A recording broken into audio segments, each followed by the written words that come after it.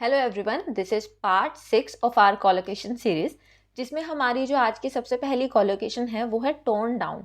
अब ये कोलोकेशन भी है और इसे हम कह सकते हैं एक्चुअल में ये एक फ्रेजल वर्ब है, बट हम इस कॉन्टेक्स्ट को किस तरीके से लेके चलेंगे कि कोलोकेशन है जो एक साथ जाएगा। ठीक है, टोन डाउन का जो मतलब होता है वो क्या मतलब होता है? तोड़ देना। ठीक है, क्या होता है टोन डाउन का मतलब? तोड़ देना या फिर किसी चीज़ को गिराना। जैसे कोई बिल्डिंग है, ठीक है, उसको जब हम तोड़ देते हैं, गिरा देते हैं, तो उस कॉन्टेक्स्ट में ये वर्ड ज़्यादातर यूज़ होता है, टोन डाउन।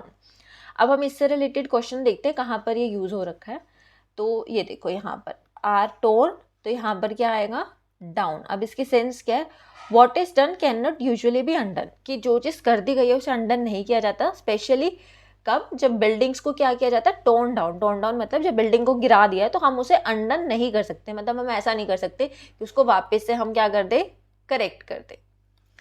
नेक्स्ट कोलोकेशन पे मूव करते हैं। नेक्स्ट है हमारे पास ड्राइविंग फोर्स। अब ड्राइविंग फोर्स का ड्राइव करने से, गाड़ी चलाने से कोई भी लिंक नहीं है। ड्राइविंग फोर्स का मतलब होता है किसी चीज़ का जब हमें क्या बताना है? Main reason. ठीक है, या फिर मुझे क्या कहना है कि सबसे बड़ी ताकत। क्या कहेंगे हम? सबसे बड़ी ताकत। तो उस चीज़ को हम बोलते हैं ड्राइविंग फोर्स। अब इसको क्वेश्चन में देखते हैं किस तरीके से यूज़ हुआ है। देखो, आपको वो ऐसा भी कर सकता है, ड्राइविंग लिखा हुआ दे दे और फोर्स ब्लैंक में दे दे, या फिर फोर्स लिखा हुआ दे दे और आपको इस तरीके से ब्लैंक में दे दे, तो हमें वहाँ लगाना होगा। अब कंफ्यूजन हो जाएगी ना ड्राइविंग को देख के, तो हमें पता नहीं चलेगा, तो इसीलिए इस कोलोकेशन को ध्यान रखना।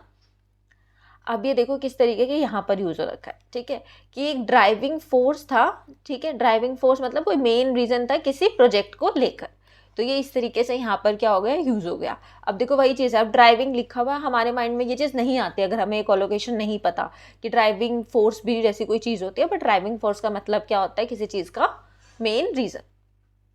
थर्ड हम करते हैं अडेप्ट टू। अडेप्ट टू का मतलब होता है एडजस्ट करना। ठीक है, अडेप्ट का मतलब क्या होता है? एडजस्ट करना। अब इसका एक एग्जांपल लेते हैं। फॉर एग्जांपल, अब आपको किसी फॉरेन कंट्री में जाना है, आपकी कोई भी कंट्री है, तो उस केस में अब आपने किसी और कंट्री में जाना है, तो आप वहाँ का जो एटमॉस्फेयर है, वहाँ का जो माहौल है, वहाँ पर आप क्या करोगे? देयर यू विल एडजस्ट करोगे, है ना, कि आपके कंट्री के तरीकों से उस कंट्री का तरीका अलग होगा। तो अडेप्ट के साथ क्या जाता है हमारे पास? टू, जिसका मीनिंग क्या होता है? एडजस्ट। अब हम इसको देखते हैं कहाँ पर यूज हो रखा है। ये रहा। यहाँ पर देखो, everything that dash from China. अब एवरीथिंग दैट क्या आएगा? कि वहाँ से आ रही होगी। ठीक है, अराइव्ड फ्रॉम, कि everything that arrived from China, हर चीज़ जो चाइना से आई वो डैश टू सूट। अब सूट कर रही है जापानीज के टेस्ट को, मतलब वो भी क्या कर रही है? अडेप्ट कर रही है, यानी एडजस्ट कर रही है। वॉज अडेप्ट टू, कि हर चीज़ जो चाइना से आई वो अडेप्ट कर रही थी जापानीज के टेस्ट को और उनकी नीड को। थर्ड है हमारे पास फॉर इंस्टेंस। फॉर इंस्टेंस का मतलब क्या होता है? For example. ये चीज़ आप अपने एस्से में भी यूज़ कर सकते हो। जैसे आपने एक पैराग्राफ में अगर एक फॉर एग्जाम्पल कर दिया, तो दूसरे में आप फॉर इंस्टेंस कर सकते हो। तो फॉर इंस्टेंस सिंपल है, क्या मीनिंग होता है हमारा इसका? For example. अब इसको देखते हैं कहाँ पर यूज़ हो रहा है। ये रहा। अ स्पोक्समैन फॉर द प्रोजेक्ट से, कि एक स्पोक्समैन प्रोजेक्ट के लिए उसने क्या कहा? A car mechanic for instance, ये रहा हमारे पास फॉर इंस्टेंस। ठीक है, could find at a glance, वो एक झलक में पता कर सकता है कि कौन सा पार्ट या फिर सर्टेन कार मॉडल कौन सी है, so that it can be identified and repaired, मतलब कोई कमी वगैरह है वो आइडेंटिफाई कर सकता है कौन? एक कार मैकेनिक। नेक्स्ट है गेन रिकॉग्निशन। रिकॉग्निशन का मतलब क्या होता है? कि आपको लोग पहचान रहे हैं, आपको जाना जा रहा है। तो गेन रिकॉग्निशन मतलब कि आपने वो चीज़ पा ली है। अब गेन का मतलब देखो वैसे प्रॉफिट होता है, लेकिन जब हम किसी पहचान की बात करें कि किसी के काम को रिकॉग्निशन मिल रही है, उसको पहचाना जा रहा है, तो उसके लिए हम क्या यूज़ करते हैं? Gain recognition. तो अब जैसे कि यहाँ पर है, अब इसको देखते हैं हम कहाँ यूज़ हो रहा है ये वाला। ये रहा। डैश रिकॉग्निशन इन फ्रांस, कि किसी चीज़ को क्या मिल रही है? फ्रांस के अंदर रिकॉग्निशन मिल रही है, पहचान मिल रही है। तो करेक्ट आंसर क्या जाएगा यहाँ पर? गेन्ड, कि उसे क्या मिली? पहचान मिली। कहाँ पर पहचान मिल रही है? फ्रांस में। नेक्स्ट इज गेन्ड के साथ एक और चीज़ है एक्सेप्टेंस, कि किसी चीज़ को एक्सेप्ट किया जा रहा है, उसे क्या जा रहा है? माना जा रहा है, उसे स्वीकार किया जा रहा है, तो उसको हम बोलते हैं गेन कर ली हमने। क्या गेन करी है? एक्सेप्टेंस। अब इसको देखते हैं हम, ये कहाँ पर यूज हो रहा होगा। ये रहा। गेंड यहाँ पर आ गया। ठीक है, वहां पर हमारे पास लिखा हुआ था रिकॉग्निशन। ठीक है, और हमने क्या लिखा था? गेंड लिखा था। और यहाँ पर हमारे पास गेंड लिखा हुआ, तो हमें क्या लिखना है, एक्सेप्टेंस। ऑप्शन में भी है हमारे पास, क्या आ जाएगा, एक्सेप्टेंस ही रहा। कि जो सब्जेक्ट है उसको सिर्फ एक्सेप्टेंस कैसे मिली, सिर्फ एक सब्जेक्ट की तरीके से, वो भी कहाँ पर, 20th सेंचुरी के अंदर। नेक्स्ट है कॉम्प्रिहेंसिव असेसमेंट। कॉम्प्रिहेंसिव असेसमेंट का मतलब क्या होता है, किसी चीज़ की डिटेल्ड इवेल्युएशन, मतलब प्रॉपर डिटेल तरीके से उसको चेक किया गया, तो कॉम्प्रिहेंसिव असेसमेंट की पूरा डिटेल में है वो चीज़। तो इसके अंदर क्या है, यहाँ पर है कॉम्प्रिहेंसिव, इसके साथ जाएगा ये, तो हम लिख देंगे कॉम्प्रिहेंसिव असेसमेंट। और किस चीज़ के कॉम्प्रिहेंसिव असेसमेंट की बात हो रही है, पॉलिसी डायरेक्शन की, ट्रांसपोर्ट की, ठीक है, तो यानी डिटेल्ड इवेल्यूशन। नेक्स्ट है ब्रिंग अप या फिर ब्रॉट अप। ये ब्रिंग अप नॉर्मल है, लाइक प्रेजेंट टेंस में, ब्रॉट अप हो गया पास्ट में, और एक अगर मुझे आईएनजी वाले में कहना हो तो ब्रिंगिंग अप, हम इस तरीके से कह सकते हैं। इन तीनों का मतलब क्या होता है, पालन पोषण। क्या मतलब होता है, पालन पोषण। कि पेरेंट्स के कॉन्टेक्स्ट में या फिर बड़े भाई बहनों के कॉन्टेक्स्ट में ये वर्ड ज़्यादा यूज होता है, मतलब पेरेंट्स, फैमिली, चिल्ड्रन, उस कॉन्टेक्स्ट में जाएगा। मतलब क्या है, पालन पोषण। की जो पेरेंट्स हैं वो क्या करते हैं, पालन पोषण करते हैं, आप कह सकते हो परवरिश करना, ठीक है। किसकी परवरिश करते हैं, अपने बच्चों की, चिल्ड्रन के। तो ये क्या रहता है इसका मीनिंग। अब हम इससे रिलेटेड क्वेश्चन देखते हैं कहाँ पर यूज हो रहा है। ये रहा, देखो अब इसमें यहाँ पर दैम लगा हुआ है, ठीक है। तो यहाँ पर सिर्फ ये है कि वो बता रहा है कि मैंने उनका पालन पोषण किया सेम तरीके से, तो अब इसने यहाँ पे लिख दिया, तो इस तरीके से आ सकता है, हमें कंफ्यूज नहीं होना।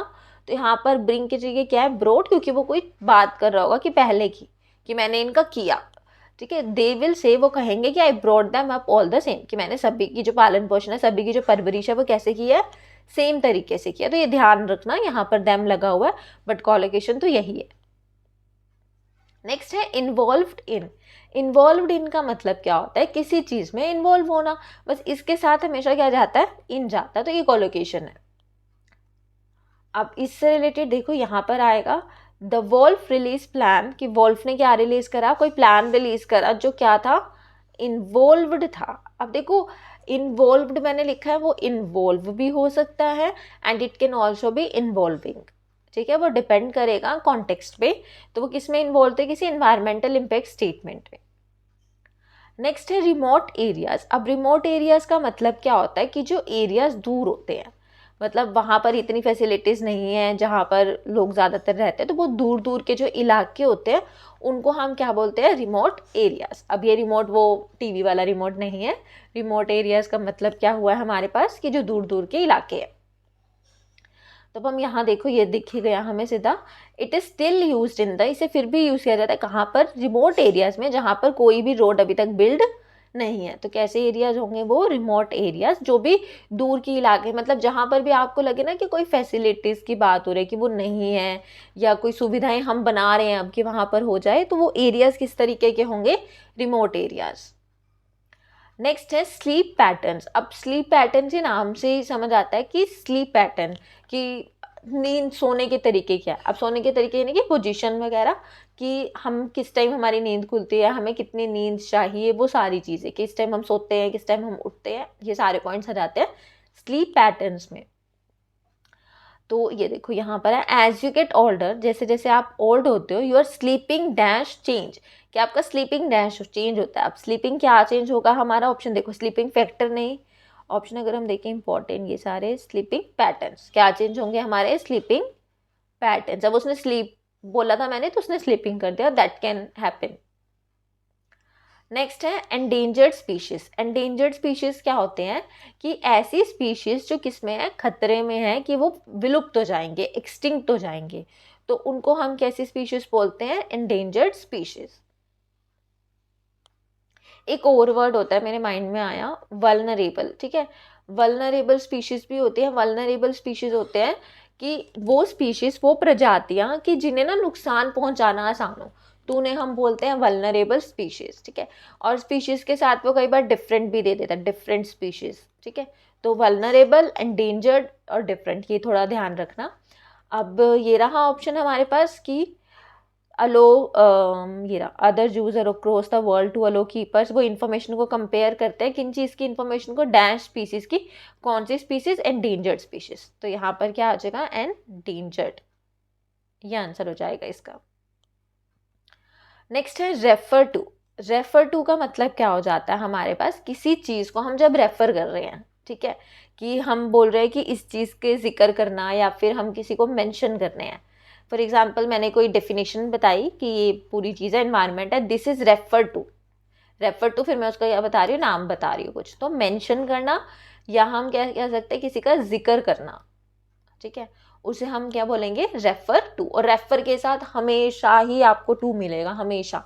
एक रेफर टू होता है, एक होता है प्रेफर टू, ये दो वर्ड्स के साथ हमेशा टू लगेगा ही लगेगा।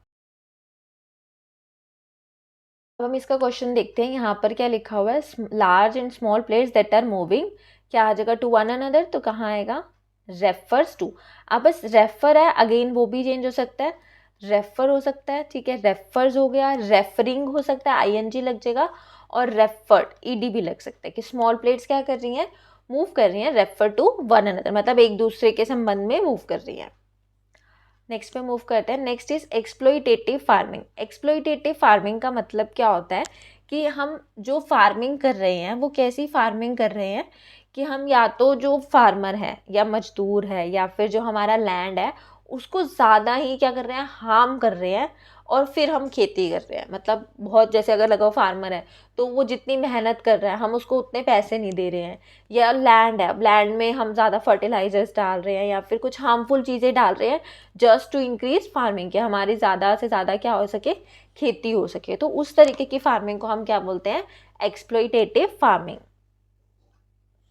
अब इससे रिलेटेड क्वेश्चन देखते हैं, ये देखो यहाँ पर आ गया एन लगा हुआ है। एन के साथ हमेशा ध्यान रखना किस तरीके के वर्ड जाएंगे, ए, ई, आई, ओ और यू, ये कुछ रूल होता है, तो ये ध्यान रखना कि एन के साथ हमारे पास इस तरीके के साउंड वाले वर्ड जाएंगे, ठीक है। तो यहाँ पर वैसे भी कौन सा था, एक ही था, एक्सप्लॉइटेटिव, और नहीं ये भी है अनविलिंग। तो फार्मिंग कैसी होगी, अभी हमने करा अनविलिंग नहीं होगी, कैसी होगी, एक्सप्लॉइटेटिव फार्मिंग होगी, ठीक है। नेक्स्ट करते हैं। नेक्स्ट है रिलेटिव टू। अब रिलेटिव टू का मतलब क्या होता है, कि हम जब कह रहे हैं के मुकाबले में, ठीक है। अब रिलेटिव वैसे तो रिश्तेदार होते हैं ना, तो उसके मुकाबले में जब मैं दो चीज़ों को कंपेयर करूँ, कि इसके मुकाबले में ये चीज़, कि ये चीज़ ज़्यादा है अच्छी इसके मुकाबले में, तो हम उस कॉन्टेक्स्ट में यूज़ करते हैं रिलेटिव टू। या फिर एक दूसरा कॉन्टेक्स्ट होता है के हिसाब से। तो इन दो की सेंस जा सकते हैं जब भी हमारे पास ये वाली कोलोकेशन यूज़ होगी। तो अब हम इसमें देखते हैं कहाँ पर यूज़ हो रहा है ये हमारे पास।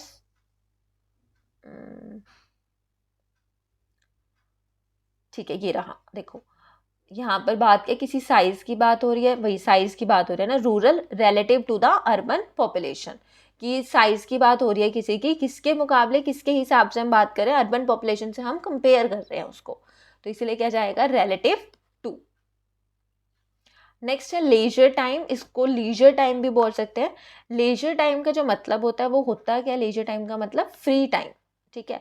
जब आप कुछ काम नहीं कर रहे हो, आप रिलैक्स कर रहे हो, कुछ चिल कर रहे हो, तो उसको हम बोलते हैं लेजर टाइम। जैसे हम पूछे ना, what do you do in your free time, क्या आप फ्री टाइम में क्या करते हो, we can also say what do you do in your leisure time. So ये एक तरीके की सिनोनियम ही है, free time and leisure time. अब इससे रिलेटेड हम क्वेश्चन देखते हैं, ये रहा, कि for example satisfaction with our jobs, हमारी जॉब्स के साथ सेटिस्फेक्शन, और किसके साथ क्या आ जाएगी, लेजर टाइम, और क्या, फियर ऑफ क्राइम।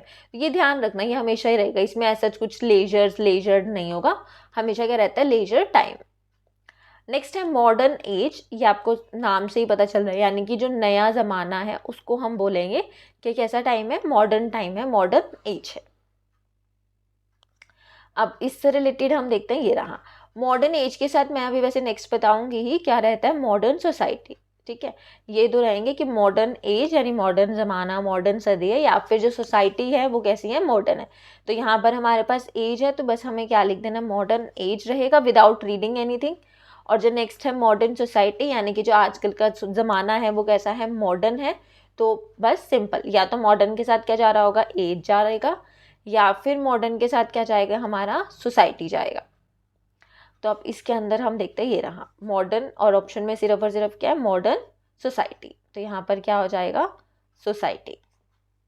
नेक्स्ट है इंगेज के साथ दो जाते हैं, या तो इंगेज के साथ विद जा रहा होगा, ठीक है, और या फिर इंगेज के साथ क्या जा रहा होगा, इन जा रहा होगा। अब इंगेज विद या इंगेज इन का मतलब क्या होता है, कि हम एक्टिवली जो है किसी चीज़ में पार्टिसिपेट कर रहे हैं, या एक्टिवली हम किसी चीज़ में क्या है जुड़ रहे हैं, एक्टिवली जुड़ना, या फिर हम हिस्सा ले रहे हैं, वही पार्टिसिपेट कर रहे हैं। तो ये दो मीनिंग रहते हैं किसके, इंगेज के साथ जो विद है, और इंगेज के साथ क्या है, इन है, इनके। अब इसका एग्जाम्पल देखते हैं हम, ये रहा। तो यहाँ पर क्या हो जाएगा, रिसर्चर सजेस्ट करते हैं फॉलोइंग टिप। जैसे जैसे आप नेटवर्क बनाना शुरू करते हो, कॉमन ग्राउंड का मतलब होगा कि हम एक कॉमन सी चीज़ ढूंढते हैं कि अच्छा कुछ लोग इस पे एग्री कर रहे हैं, कुछ इस पे। तो मेन एक होता है ना जैसे नेगोशिएट करते हुए कि ना आपका ना मेरा, ये वाली चीज़, तो वही होता है कॉमन ग्राउंड।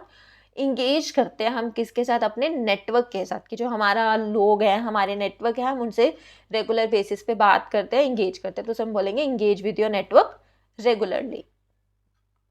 अब आज की जो लास्ट कोलोकेशन है वो है हमारे पास अप्लाई टू। अगेन ये क्या हो सकता है, अप्लाई है, ये ऐसे हो सकता है, अप्लाइज टू हो सकता है, ठीक है, अप्लाइड टू हो सकता है, और क्या हो सकता है हमारे पास, अप्लाइंग टू। तो ये तीनों तरीकों से हो सकती है हमारे पास, जिसका मतलब क्या होता है, अगर मैं बात करूं अप्लाई टू का मतलब क्या होता है, लागू होना, कि कोई चीज़ लागू हो रही है, अप्लाई हो रहा है, तो that is called apply to. अब इससे रिलेटेड हम एग्जांपल देखते हैं, ये रहा।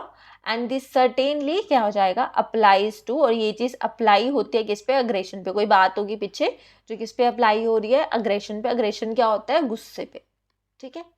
तो आई होप आपको ये 20 कोलोकेशन समझ आई हो। अगर आपको कोई डाउट है तो आप कमेंट कर सकते हैं। अगर वीडियो पसंद आई हो तो लाइक करना, शेयर करना, कमेंट करना, और चैनल को सब्सक्राइब करना मत भूलना। Thank you so much for watching.